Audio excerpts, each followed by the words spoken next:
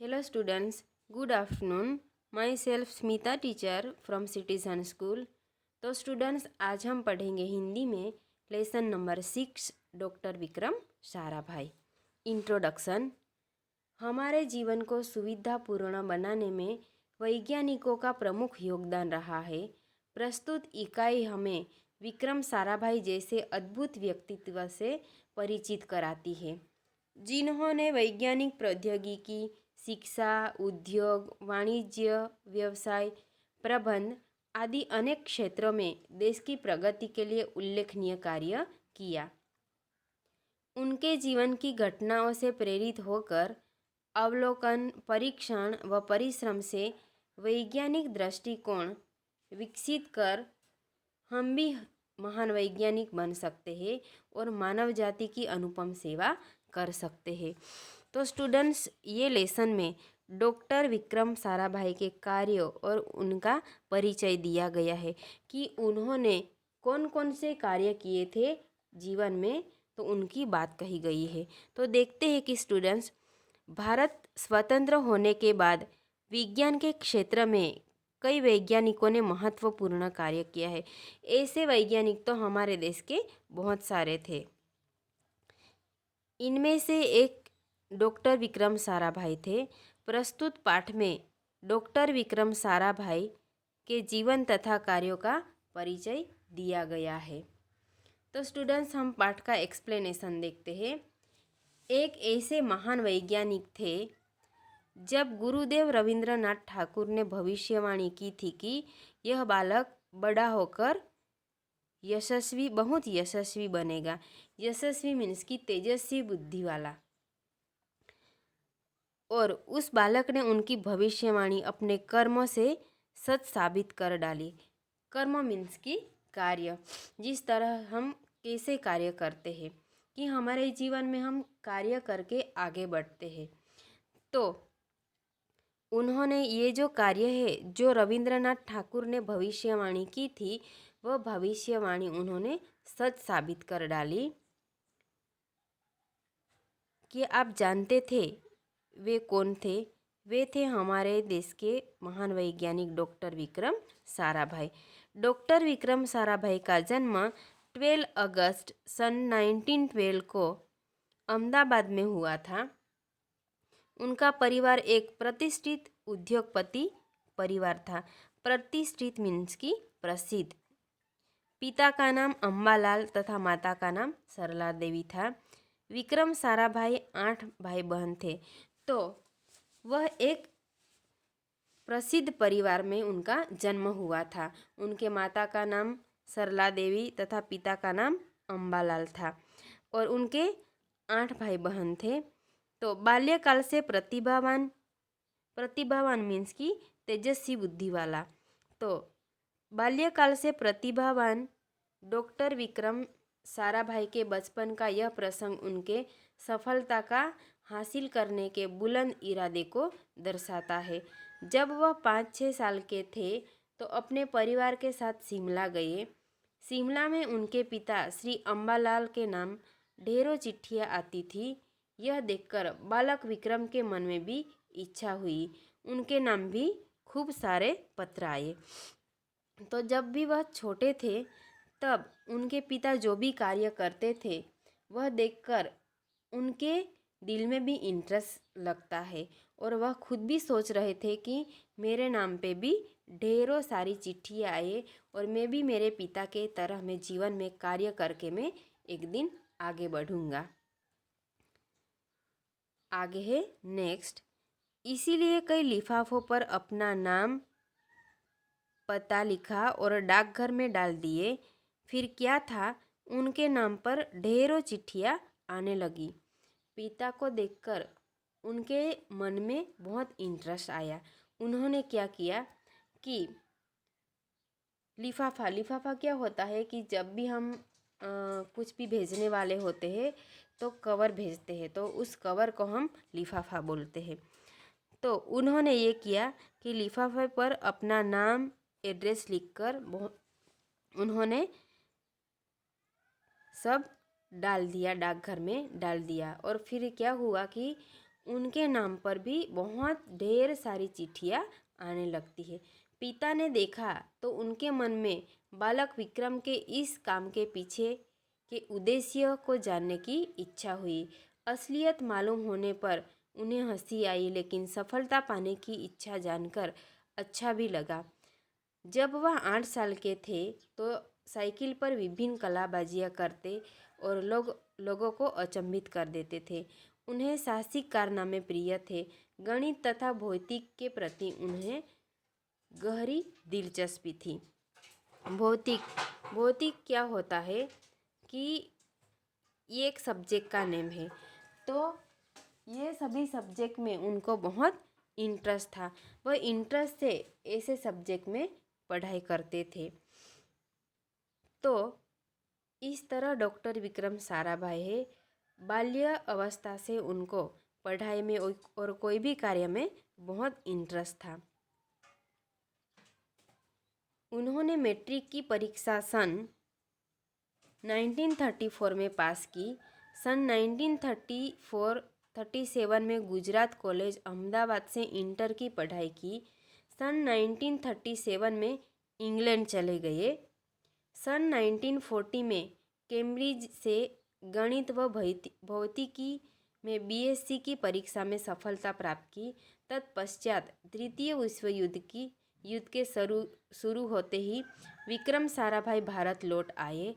भारत में उन्होंने sir we Raman तथा डॉक्टर होमी भाभा का सानिध्य मिला। वहाँ राष्ट्रीय स्वतंत्रता आंदोलन से बड़े प्रभावित हुए। सन 1942 में वह मृणालिनी स्वामीनाथन के साथ विवाह सूत्र में बंधे रहे। तो उन्होंने इस तरह से कार्य किए और उन्होंने क्या किया कि 1942 में मृणालिनी स्वामीनाथन है उनके साथ उनका विवाह हो गया था। नेक्स्ट, उन्होंने अंतरिक्ष की गहराइयों से आने वाले रहस्यमय कॉस्मिक किरणों पर अनुसंधान मीन्स की खोज करना। तो ये कॉस्मिक किरणें क्या है? तो कॉस्मिक किरणें आकाश गंगा से आने वाली ब्रह्मांडीय किरणें हैं। तो इन किरणों से अध्ययन द्वारा सौरमंडल के जटिल रहस्यों को सुलझाया जा सकता है। तो विश्वविद्यालय से सन 1947 में पीएचडी की उपाधि हासिल की। ब्रह्मांड तथा सौरमंडल के कई जटिल प्रश्नों का प्रायोगिक हल निकालने का श्रेय डॉक्टर विक्रम साराभाई को प्राप्त है। यही उन्हीं का सुझाव था कि कॉस्मिक किरणों पर प्रयोग के लिए हिमालय की ऊंची चोटियाँ सर्वाधिक उपयुक्त व अनुकूल होगी। इसलिए भारत सरकार ने गुलमर्ग में वैज्ञानिक उपकरणों से लैस एक प्रयोगशाला स्थापित की। डॉक्टर विक्रम साराभाई के निजी प्रयासों से सन 1947 में भौतिक अनुसंधान प्रयोगशाला अहमदाबाद में स्थापित हुई, जिसमें वह आजन्म संबंध रहे। साथ ही उन्होंने देश में वस्त्र उद्योग की तकनीकी समस्या के हल निकालने का उद्देश्य से अहमदाबाद में ही टेक्सटाइल इंडस्ट्रीज रिसर्च एसोसिएशन की आधारशिला रखी। भौतिक अनुसंधान प्रयोगशाला डॉक्टर विक्रम साराभाई परमाणु शक्ति, अंतरिक्ष विकिरण, सूर्य, ग्रह, तारा, प्लाज्मा, भौतिकी और खगोल पर वह कार्य करते रहे। तो उन्होंने इतने सारे देश में कार्य किए थे और उन्होंने खुद प्रयास किए थे। तो उनके निजी प्रयासों से उन्होंने अहमदाबाद में ये वस्त्र उद्योग है उनकी उन्होंने स्थापना की थी। नेक्स्ट, सन 1961 में वे परमाणु ऊर्जा आयोग के सदस्य बनाए गए। डॉक्टर भाभा की मृत्यु के पश्चात परमाणु ऊर्जा संस्थानों का भार युवा वैज्ञानिक डॉक्टर विक्रम साराभाई के कंधों पर ही आ गया। उन्होंने भारतीय अनुसंधान केंद्र का गठन किया। डॉक्टर विक्रम साराभाई उसके पहले अध्यक्ष बने। यह उनकी अगुवाई एवं अथक परिश्रम का ही परिणाम है कि भारत में दूरसंचार, दूरदर्शन व मौसम विज्ञान के लिए प्रक्षेपित अनेक उपग्रह अंतरिक्ष में सफलतापूर्वक कार्य कर रहे हैं। तो उन्होंने इतने अच्छे कार्य किए थे कि उनके कार्य से ही अंतरिक्ष में अभी भी सफल ग्रह जो है वह सफलतापूर्वक कार्य कर रहे हैं। नेक्स्ट, डॉक्टर विक्रम साराभाई ने अपना संपूर्ण जीवन भारत तथा विज्ञान के समग्र विकास के लिए समर्पित कर दिया। भारत के विकास में उत्कृष्ट योगदान के लिए इन्हें कई राष्ट्रीय और अंतर्राष्ट्रीय सम्मान प्राप्त हुए। उनका कार्य इतना अच्छा था कि उन्होंने बहुत सारे अवार्ड्स भी मिल चुके थे।